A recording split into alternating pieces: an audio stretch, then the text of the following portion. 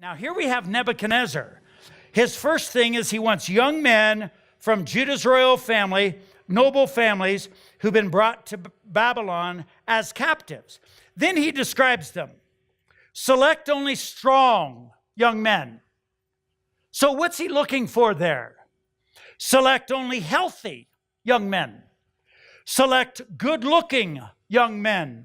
He said, make sure they are, and then he starts to go into the information. So what's he looking for? Okay, I want to read you rule number 1.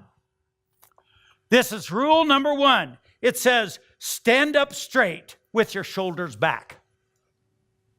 All right, have you ever noticed the difference between a young man that's been through boot camp and a young man that slouches and shuffles his feet all the time? All right? Have you ever noticed the difference between a young man that'll shake your hand and look you in the eye or a young man that looks down, mumbles, and has a limp handshake? All right? All of those things communicate something. All right? So Nebuchadnezzar here was saying something important. He was saying, I want them to communicate strength. He didn't say how much he wanted them to be able to press. He said he wanted them to be strong. He wanted them to be healthy. He wanted them to look so that they came across strong and healthy. Wanted them to look good. I'll never forget, years ago, it was just before the Civil War, Gail and I used to pastor a youth group in Baton Rouge. She says, speak for yourself. All right. This youth group was the largest youth group in the United States. It was a great group, and we got some publicity because of it.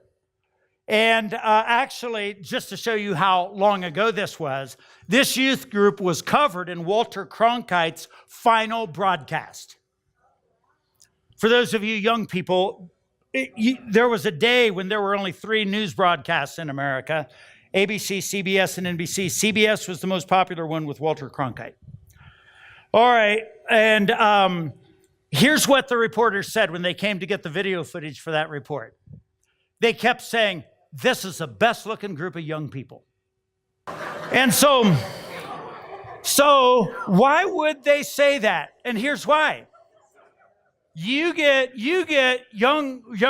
anybody saved so their conscience is clean and spirit filled so they have some power about them, and they start looking better. It's not just the genetics. Good looks is not just genetics. All right. Good looks is what you do with yourself, how you carry yourself. And here were these young men and women just like any other, but I watched it happen to them. They'd get saved. They'd learn the word of God. They'd start to stand up straighter, have a brighter eye about them, a quicker smile about them, and they would have more confidence. Their studies would improve.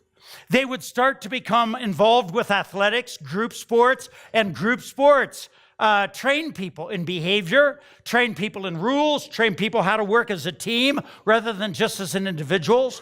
They would do these things, and because of that, they started to come across different. And people couldn't really identify what it was, especially secular people. So they would very often say, wow, what a great looking group. See, and there's something here that I think is important. Here, he says these things about them. So these are the first 3 things: royal or a noble family, strong, healthy, good looking. But then he goes into some other interesting things.